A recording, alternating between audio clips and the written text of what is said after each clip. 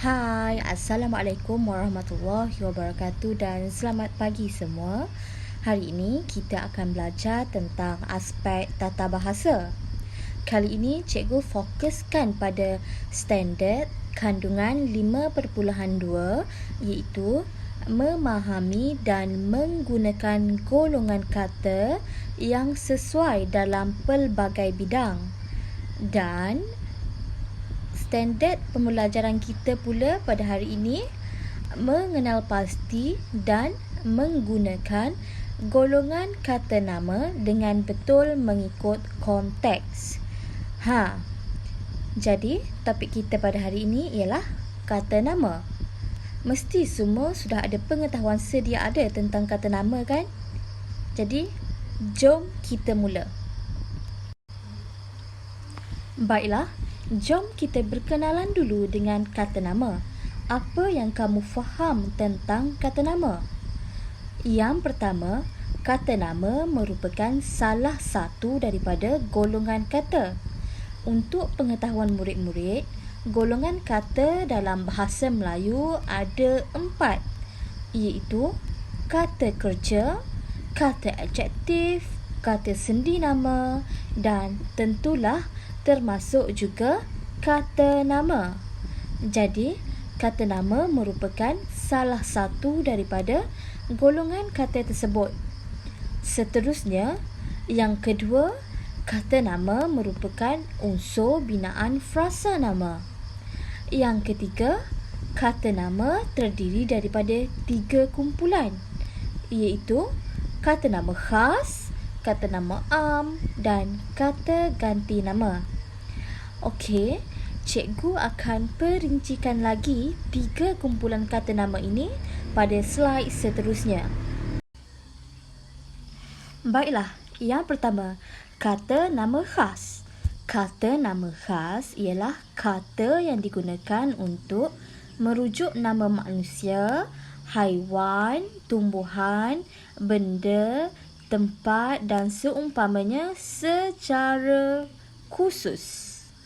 Kata nama khas terbahagi kepada 2, iaitu kata nama khas yang merujuk kepada benda hidup dan kata nama khas yang merujuk kepada benda tidak hidup. Okey, kata nama khas hidup pula terbahagi kepada 2, iaitu manusia dan bukan manusia. Contohnya, kata nama khas hidup untuk manusia merujuk kepada kata nama manusia itu sendiri. Contohnya, Ahmad, Nurul, Tina, Alia, kan?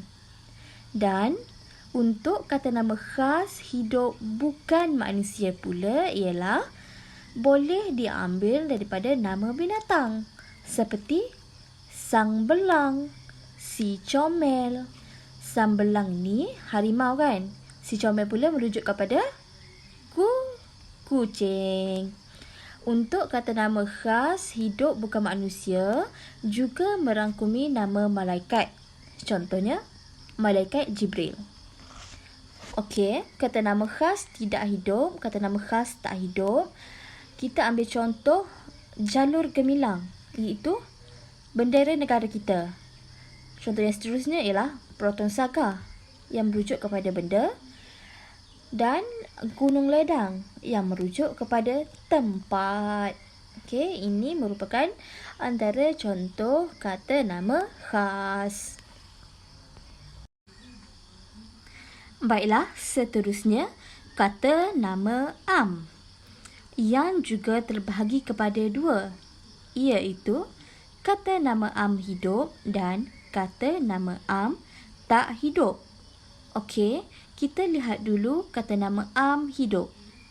Kata nama am hidup ini terbahagi pula kepada 2, iaitu manusia dan bukan manusia. Yang pertama, untuk kata nama am hidup manusia, contohnya murid, abang, polis, guru dan sebagainya. Dan kata nama am hidup bukan manusia pula ialah nama binatang seperti ayam, kura-kura dan juga nama bagi tumbuhan seperti rumput, pokok, bunga dan seumpamanya. Baiklah, seterusnya, untuk kata nama tak hidup pula terbahagi kepada dua, iaitu institusi dan bukan institusi. Baiklah, contoh institusi. Okey, apa contoh institusi? Contoh institusi ialah hospital, universiti, sekolah, mahkamah dan banyak lagi. Untuk pengetahuan murid-murid semua, untuk kata nama tak hidup institusi mesti menggunakan kata sendi kepada atau daripada atau dari yang merujuk kepada institusi itu. Contohnya, dari hospital, daripada universiti. Okey? Seterusnya, untuk kata nama tak hidup bukan institusi pula terbahagi kepada dua, iaitu konkret dan abstrak. Baiklah, yang pertama, konkret. Contohnya, jam, lampu, negeri, apa lagi? Rumah, bandar dan sebagainya. Bukan institusi abstrak pula terbahagi kepada dua, iaitu berbilang dan tidak berbilang. Yang berbilang ialah kata nama tidak hidup bukan institusi yang boleh dibilang sifatnya dan boleh juga disertai dengan kata bilangan. Contohnya, pendapat, anugerah, rancangan, senyuman dan sebagainya. Contoh yang tidak berbilang pula ialah iklim, fikiran, angin. Maknanya, benda yang tidak dapat dibilang ataupun tidak dapat dikira.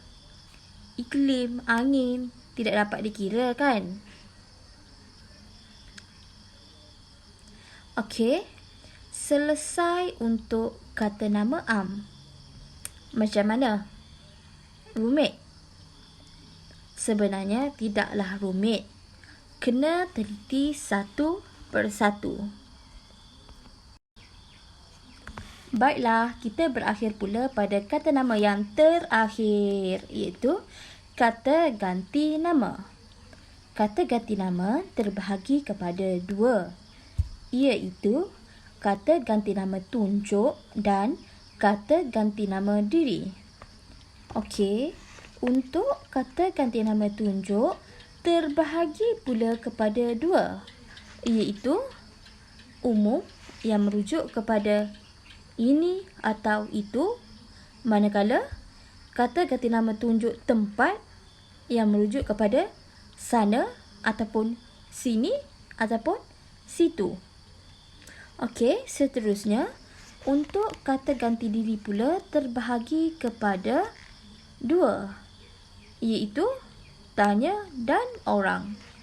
Untuk kata ganti nama diri tanya merujuk kepada apa, siapa, mana. Kadang-kadang ada juga disebut sebagai apa-apa, siapa-siapa dan mana-mana.